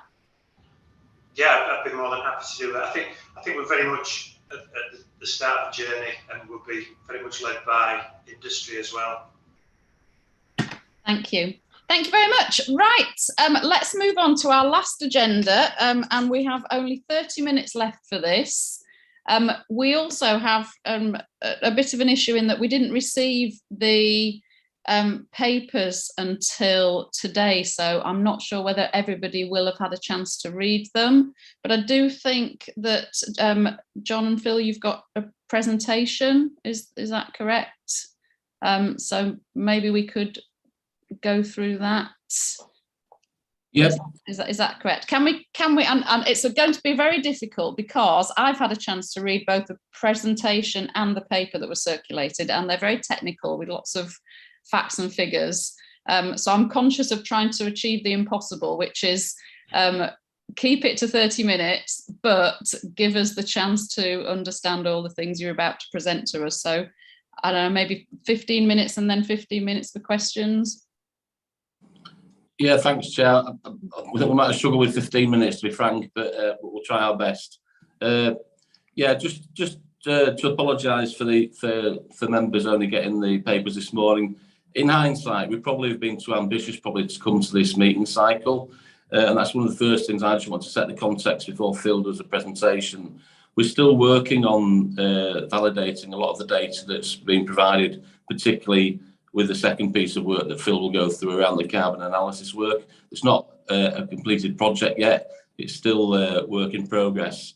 But we still thought it was worthwhile coming to the meeting and at least sharing with you the work that's being done, so you get an idea of the kind of information we're gathering, and we can always come back to a future meeting to make a bit more sense of that. And that's why, as you say, Chair, the report part of this is quite technical, includes lots of detail that I'm sure people will struggle to sort of understand without reading it a few times, which is totally understandable. And perhaps we can either pick up those issues individually with people if they've got any questions, or, like I say, we can come back to a future meeting to make more sense of it. So that's the first thing I just want to say in terms of the context. Just take all this as draft in terms of some of the figures that are being presented to you, particularly around the carbon analysis work. And then just very quickly, before I hand over to Phil,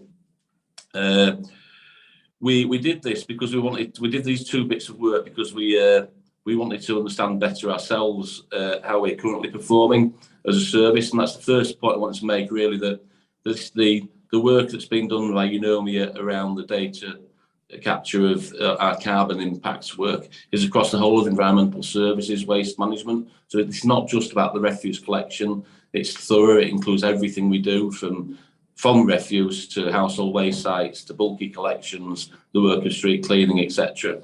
So it's a full environmental services-wide audit, if you like, of what we do and interpreting that in terms of our carbon footprints. Phil will cover that in his presentation. The other piece of work that Phil will cover is some bin composition analysis work that we did.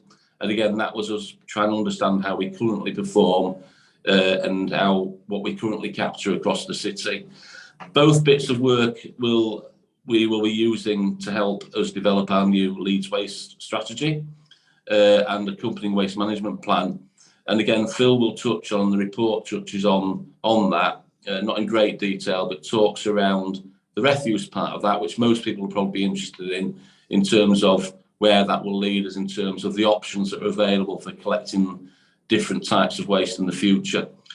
We've not made much reference to the National Resource Waste Strategy that we normally would do, because we've probably done that enough times, other than to make clear that this all sits within that context. So there will be legal requirements we'll need to make by 2025, particularly around the curbside collection of food and glass, and the implications of the government introducing a DRS, a deposit return scheme, which we understand will be more about plastic now rather than glass, and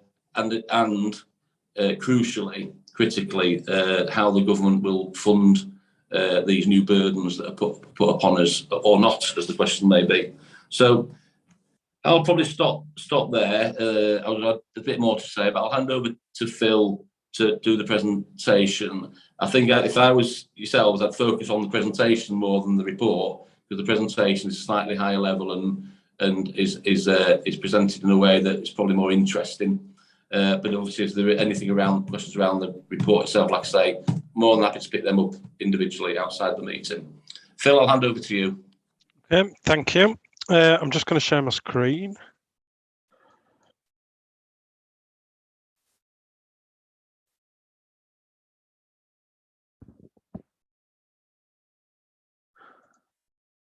So, as John says, I'm just going to go through the two pieces of work that we have had carried out recently. I'm just going to pick out the key points. There is more detail in the report, and obviously you can come to me if you've got any questions of any further detail. So the two pieces of work we had carried out are the composition analysis and the carbon assessment. I'm going to deal with the composition analysis first. So Leeds operates a predominantly alternate week collection service using wheel bins. In addition to that, we do have a limited amount of the city that is classed as non-AWC. It's mainly weekly residual black bin collections and mainly 4 weekly green. I appreciate there are other regimes, but they're the majority ones. They did the analysis in February. It was a 2-week period. We had a representative sample of 250 properties. They were both sampled for the black bin and the green bin. And then everything was taken by the consultant and manually sorted into 13 main categories and 47 subcategories. This is the results of the residual. You can see that out of the main categories, the highest percentage of waste in the black bin was the putrescible. So this includes food waste, amongst other things like garden. Food waste was actually of 36% of the overall bin, and this was followed by paper and card as the second biggest category in the black bin at 13%. When we move on to the dry mixed recycler composition, the DMR, this had the biggest category was paper and card at 55%, and then dense plastics, which is basically every plastic apart from plastic film at 15%.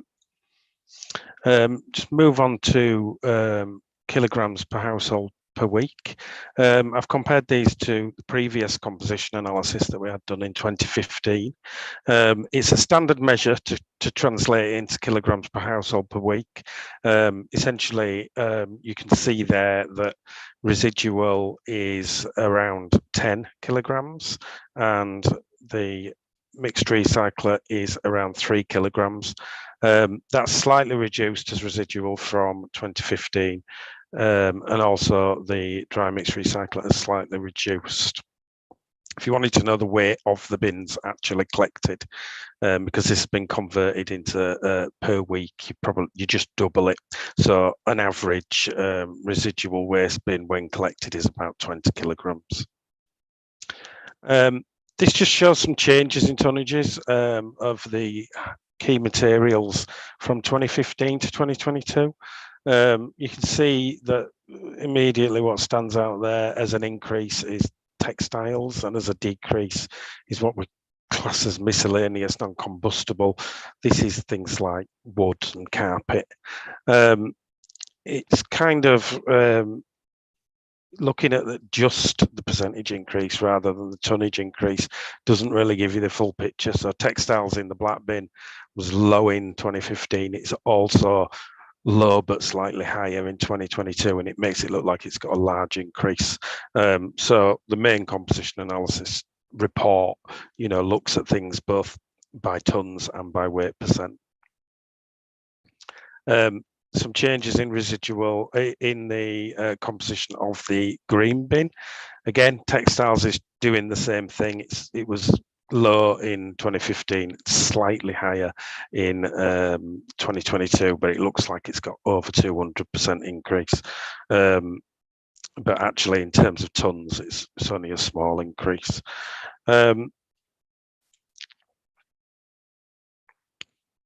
Interestingly on this, the main reductions are those things that we wouldn't want in the green bin anyway. So wood, carpet, glass, waste electricals. This is a graph that I've put together just to show what recycling is left in the black bin and should be diverted to the green bin, or potentially could be. We use NI 192, which is a national standard for recycling, and I've converted the tons of what we call mist recycler that are still in the black bin and converted them to what that would mean on our recycling rate. So overall, if we manage to divert 100% of those target materials that we want in the green bin, we could get around 9%. We'd never get that because you would never get all recycling out the black bin. Some of it's contaminated and we wouldn't want it in the first place. A lot of the card and paper, which is actually the highest one, the green bar, would be, quite contaminated and not be able to be recycled anyway. Just moving on to some conclusions of this. I've kind of focused on glass and food because they're the two things that the National Waste Strategy requires us to do. You can see that in the residual bin, in the black bin, we have had a reduction of 6% from the amount of glassware in 2015, and it now stands at about just over 7%. When you equate this into tonnages, there's around 13,300 tonnes of glass in the residual bin. In the mixed recycling bin, we are getting some glass. It has reduced since 2015. That's around 1,500 tonnes. It just gives us a total available glass that we potentially could target as a curbside collection of around 14,800 tonnes. And that is a similar tonnage to the glass we actually collect via the bottle banks. So in terms of potential overall glass, we could get double the 14,800 in total via banks and a curbside collection. Food in the residual bin, it has gone up since 2015. We've got more food. It stands at 36.7%, and that equates to around 66,800 tonnes of food waste. Again, you would never get that in a curbside collection. It's you would have a much lower capture rate. In the mixed recycling bin, we do get food. It's mainly contamination, boxes with still bits of food in and plastic trays with food in, and that comes out about 350 tonnes in a year. So the total available food we could potentially get by a curbside collection is just over 67,000. Just some key points about what we've discovered in the recycling bin. It's clear to us that an alternate week collection gives lower contamination and higher recycling. Contamination is down in that bin from 2015 by 7%. And those contaminants are mainly things like plastic film, like we call it other plastic film. It's the crisp packets and sweet packaging, and also other ferrous metal, or just in general, it's called scrap metal. And that's closely followed by food waste. In the residual bin, the predominant target categories we could target were cardboard and carrier bags, followed by clear PET, which is things like oil bottles, household oil bottles, cooking oil, and Coke bottles and things like that. Garden waste in the residual bin is down 45% since 2015. That just really reflects the increase in garden waste households on a garden waste collection. Mixed recyclables, there's been a slight increase. Mixed recyclables were what I was detailing on the recycling graph before. There has been an increase since 2015, but we would expect that because we have started accepting a few further waste streams like pots, tubs and trays and Tetra Paks in the green bin, and therefore we expect to see mixed recyclables go up as well. So that's it for the composition analysis, and I'm going to move on to the carbon assessment now. Is there any questions on the composition before we move on, or shall I just move on to the... might be good, just people have got any quick questions? Yeah. Councillor Hartbrook. Yeah, just a quick one. What's driven the waste reduction, do we think, between 2015 and 2022? I should declare an interest here that up until recently, I worked for a big retailer and I've always worked in manufacturing. So I know what the input side has done to reduce packaging input, but I'm just wondering as a city, what we've done that's contributed to that 2015 to 2022 reduction. And then the second point, I was curious to see carrier bags on an area to target, because I know a lot of work has gone on in terms of the businesses and from government duties to reduce the amount of carrier bags in. I do know that some, I mean, certainly in my house, carrier bags when they get to the end of their life get reused as sort of bin bags in the kitchen. But I'm just curious as to why target carrier bags, because with the price that carrier bags are charged at in most retailers now, they're kind of a precious commodity. I'll answer the second part first. It's not it's a category that is called carrier bags, but it includes all other sorts of what we call recyclable plastic film. It is just generally known as the carrier bag category. So it is other materials, more the stretchy stuff rather than the stuff that you could rip. That's what kind of plastic film it's referring to. So that would include like toilet roll wrap. Yes. Right. Okay. So it's basically mono PE. Yeah, it's a misleading category name. They're just traditional category That's fine. names. That makes sense.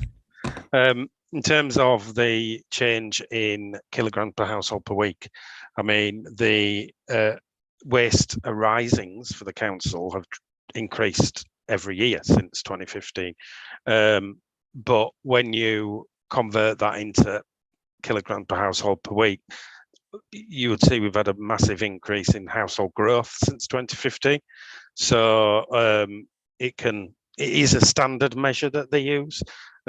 So yes, residents are apparently throwing away less food, but there's so many complicated factors that could be influencing it. Whether the household growth is actual, like 3-bed semi-detached, or is it all flats? I think last year the majority of the household growth in Leeds was flats, and it can impact what you see as the kilograms per household per week, because they're very different attitudes to waste. Okay, any more questions? It doesn't look like it. Before you move on, Phil, can I just ask Helen and Polly for a bit of advice? I'm very new to chairing this. This is only my second meeting, and we are technically 10 minutes away from a finish. So I'm just wanting to ask, do we generally always finish on time? Is there flexibility to extend the meeting for a little bit?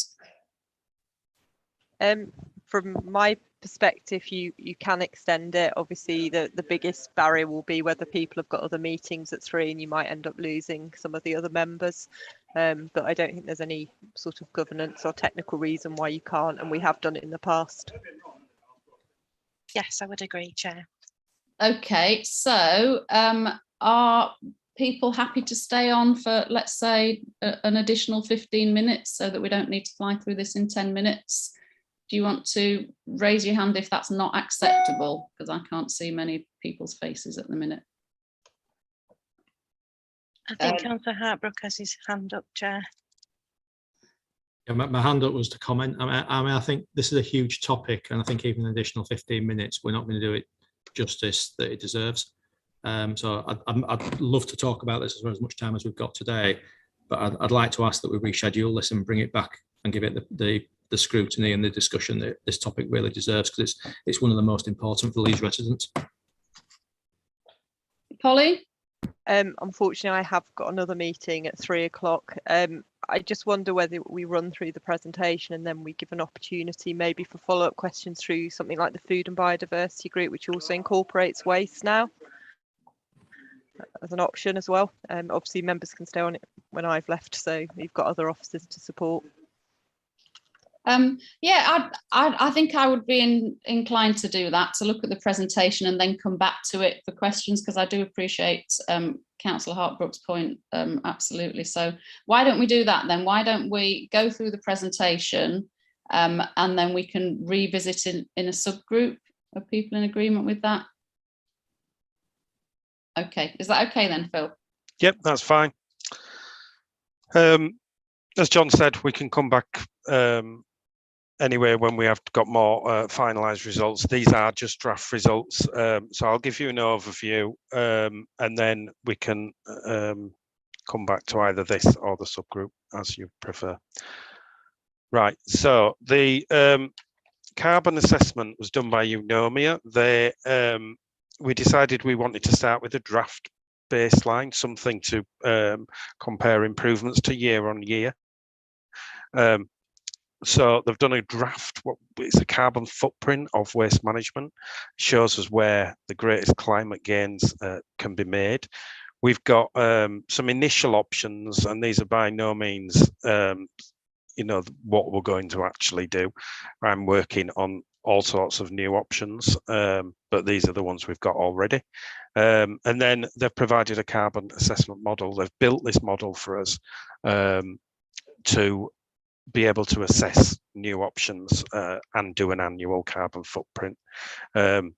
Just one point about UNOMIA, they've done carbon studies for local authorities across the country.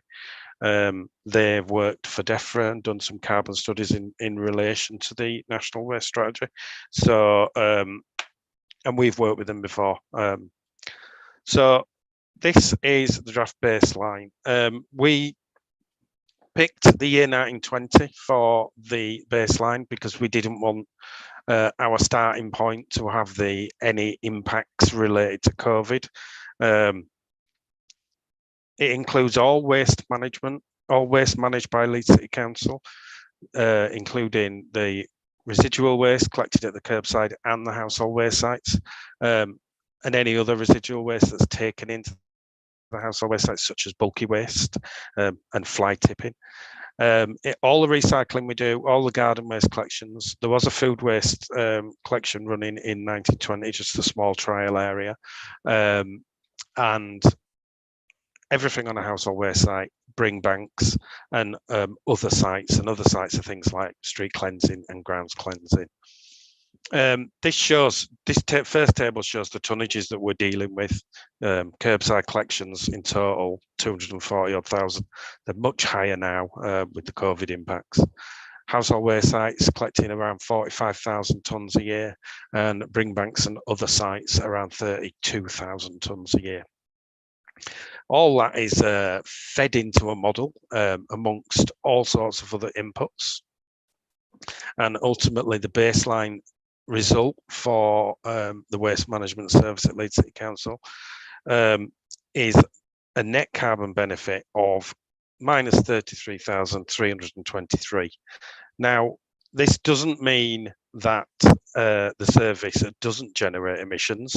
It's rather that they're mainly displaced by negative emissions or savings elsewhere.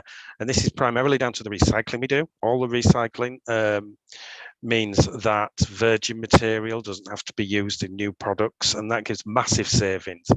Certain materials are huge compared to others. And also it's massively impacted by the energy generation at the recycling and energy recovery facility, as well as the district heat scheme that's connected to it. So there's much more detail about how this is broken down, but I think for now we'll just focus on the overall carbon saving of 33,000 tonnes. This just shows you the baseline by service line. So all services have a net carbon benefit. This is broken down into tonnes of carbon equivalents per tonne of waste. It shows you that the household waste site is the better performing one at minus 0.3 CO2 equivalents per tonne of waste managed. And this would be expected. The primary purpose of a household waste site is to recycle waste, whereas curbsides have residual, and the bring banks and other sites, ground cleansing and such like, street arisings are all included in that. Just one point about the household waste sites, it's something we are trying to assess going forward. It doesn't include the impact of residents driving to deliver waste. It's something that we are looking into. Obviously, every other calculation includes all transport related to, the refuse trucks and such like. We did do some options. I won't dwell on these because they're nowhere near final, and we will be doing many more options hopefully going forward. But fundamentally, we were looking at different combinations of food and glass, and we also looked at a fortnightly twin stream. That is where you get an extra bin and you have glass, metals and plastic in one bin 1 week, and then paper and card in the other bin in the alternate week. This improves your recycling and therefore carbon, just due to the increasing quality of the paper and card. So I'll just move on from those options, not go into too much detail. We did look at, as well as a food collection source segregated, we looked at mixing it with the garden waste and seeing if that had a carbon benefit. And overall, you can see that the main carbon benefits, which are these option 1, option 2, and option 5, related to source segregated food and glass in some kind of formation. And the mixing the garden with the commingled, it is something that is not done massively across the country. There's not much data out there, and when Eunomia modelled it, they used a far lower yield of food, hence the results. We are looking into potentially further iterations of that model to see if potentially, we would actually attract a higher yield of food, and then the results would be very different. So just in conclusion, the draft baseline is minus 33,000 tonnes, just over. The main contributors to that is energy generation at the RERF, including district heat, and the recycling of materials. The scenarios we've modelled at the moment indicate there's a potential to save an additional, on top of the 33,000, between 2,300 and 3,700 tonnes of CO2 per year. The results suggest that the priority options are separate food waste collections and increased capture of glass. So let's not forget we capture a lot of glass via the bottle banks at the minute. The model allows, the model that they've provided me allows me to really model other service options, different service provisions and collection regimes. There are all sorts of combinations that you can have.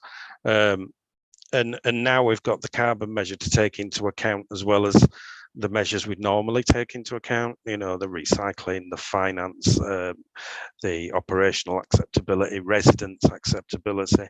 It's just another real, important factor that we can use to consider what we do. So we can model all these different regimes. We can put in electric vehicles, see what that does. We can improve sorting of materials at things like the RERF and other materials recycling facilities that we use. We can input waste prevention interventions, food waste campaigns, such like, see what that impacts the carbon result, and also carbon capture technologies. This is essentially where a energy from waste facility takes residual waste, creates energy from it, but additionally, it captures the carbon at the end of the process. That would have a massive impact on our results. So as well as the annual footprint that I'm hoping to do each year, we can try all sorts of different combinations of options. So overall, in summary, there is a number of measures that we can take, not only just to reduce the carbon in the waste management service, but it'll also help us meet the future policy requirements for curbside collections. So that is the end of that presentation. So if anyone's got any quick questions. So can I just say that I think this is a hugely important piece of work. It really is, and I think this is something that we as a committee need to be really digging into, and as Councillor Hart-Brooke said, spending some significant time on. The suggestion of bringing it back to a subgroup, I think, is a good one, and maybe making sure that we put an invitation out and just letting everybody know that that's going to be a substantive item in the subgroup, and then people can do their best to attend. But let's just go with a couple of really quick points. We'll have Councillor Hart-Brooke first. Yeah, just a quick question. I'm really happy to see that separate food waste collection has shown its merits, because it's one that I've been sort of banging on about since before becoming a councillor, actually. So that's good to see. Question in terms of the environmental impact of collecting food, does that assume a certain destination for food?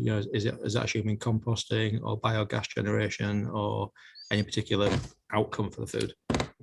Yes, that for the source segregated food collections. It's anaerobic digestion and all the benefits of that.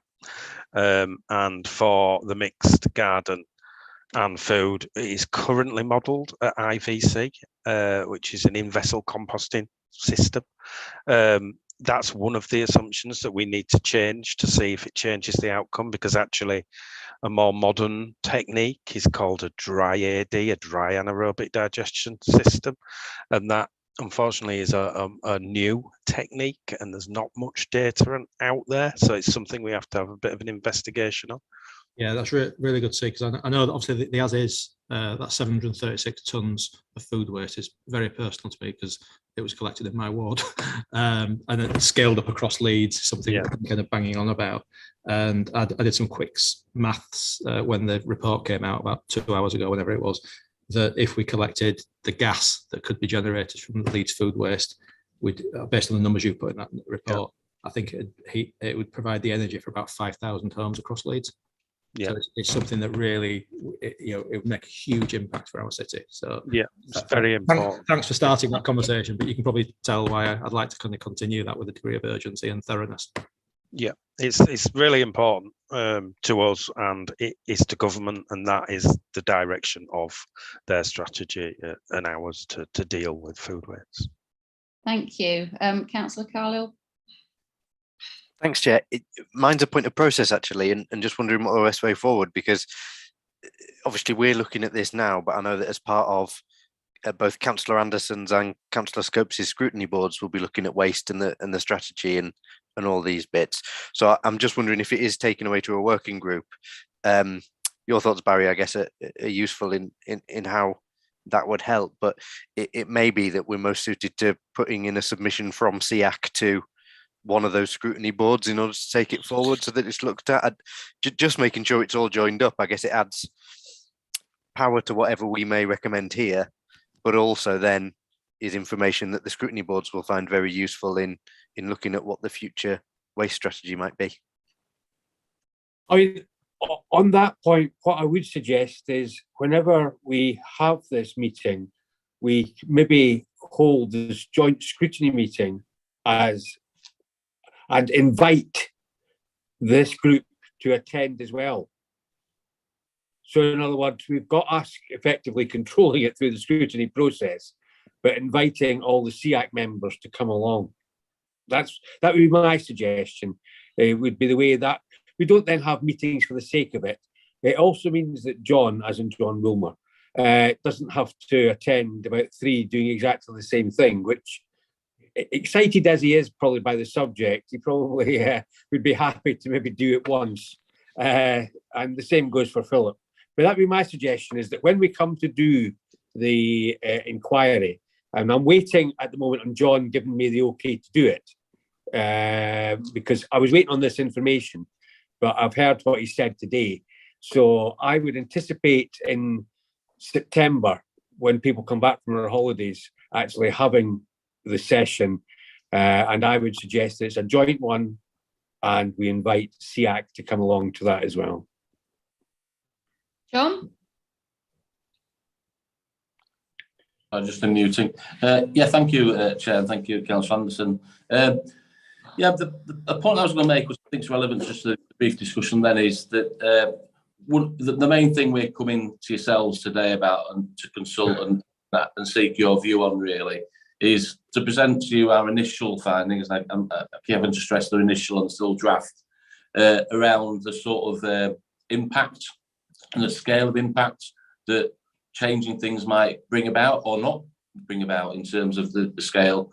And what we're really seeking is a view from you is how our intended focus on developing a strategy and future services. We want to focus much more on the carbon impact of what we do, rather than the recycling performance measured in a tonnage percentage. So clearly we'll have to translate what we do into that, because that's what government still requires us to report on. But we want our waste strategy and what we decide to do in the future for Leeds in terms of how we collect waste to be primarily driven by, well, which has got the greatest carbon impact and benefit of doing. Obviously, it has to be logistically possible to do. It's got to be practical, and it's got to be affordable, and it's got to work for the customers of Leeds. There's no good introducing something that requires 10 bins in Hairles, for example. But we want to be primarily driven by something that measures our success around the climate impact. And that's the point we're making about bringing this model here, and what Phil's outlined, is that by having a Leeds-based design specific model to cover everything we do, we can run that model every year and report to you, to others, what the carbon impact is of the changes we're making. So that's primarily, I think, why we're coming to this meeting, is to run that by you, if you like, to consult with you as an advisory committee around, how do you feel about that? I think I know what your answer would be, but that's really why we're coming here. And I think if we were to come again another time to expand a bit further, when people had time to digest what we've said, that's again what I think the purpose would be, to come to you, would be, this is the models, we're just informing, if you like, of the direction we're going in, the kind of models we're looking at, the rationale, and how we will judge success. I think the detail then on those actual models and what they are and the specifics of those, and would probably more sit with the other scrutiny boards. I think that would be my view. Clearly there's a crossover, but I think there is a different type of discussion each one, and I'm obviously happy to do whatever is felt best and most beneficial to each meeting and each committee and board, and I'm happy to come to all three if that's necessary. Thank you, John. I mean, I would think as a committee, we would all be 100% behind the idea of carbon being a focus, and I can't imagine. Please speak up if you think that that's not a way forward, but I would imagine we would 100% support that. Peter? Thanks, Chair. I'll be very brief.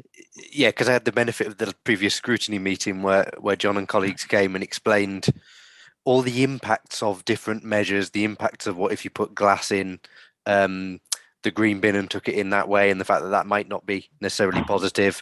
And I've got concerns around things like glass, the amount of energy it actually uses to melt the whole thing down and create a new bottle out of it, and various things. Again, that the carbon impact doesn't necessarily always fit with thinking of putting as much as you can in your green bin and that being the end of it. So I think that's a really sensible move to take, to look at the carbon impact, and I imagine it'll have some unexpected results in different areas where the carbon impact of it is actually much more beneficial if a certain thing goes. But I think it's probably what we'd want to see, and I think certainly the views that I heard in scrutiny that supported that move. So I think I'd certainly agree with yourself, Chair, and with John on that as a really good way to go forward. Okay, so we're in agreement that we support that as a way forward, John. But I think we just had two brief suggestions of, do we want to bring this back to a subgroup, or do we want to leave it with scrutiny for now, and maybe you could come back to us with a few more developed plans. So anybody got any really, really quick comments on what a preferred way forward would be? Councillor Hartbrook? I think it's going to take an awful lot of very detailed discussion to go through this. I think I won't say it's unfair to put it all onto the officers to kind of go through it, because I think there's a lot of parties that'll have a view on this. So I think a series of meetings is probably needed, and why not take it to a subgroup and then take it to scrutiny, subsequently to that, because I think it's going to take a lot of thrashing out, because it's going to take an awful lot of investment to do what's right for the city, and it's really important that we get it right before spades getting stuck in the ground. But it's also important that we move at pace, so that as and when the government makes money available to fund some of this, we're ready with shovel-ready projects, so we can be ahead of other cities. Thank you. Anybody else? Okay, so can we agree that then, John, if you're happy to come and talk to a subgroup of our committee, as well as bringing it to scrutiny? Super. Right, thank you very much, everybody. Anybody else got any quick comments on anything? I'm really sorry we overran. In that case, let's meet again on Monday the 19th of September at 1 p.m. Thank you very much for your time, everybody. Thank you. Thank you, Chair, and we'll stop the webcast now. Thank you.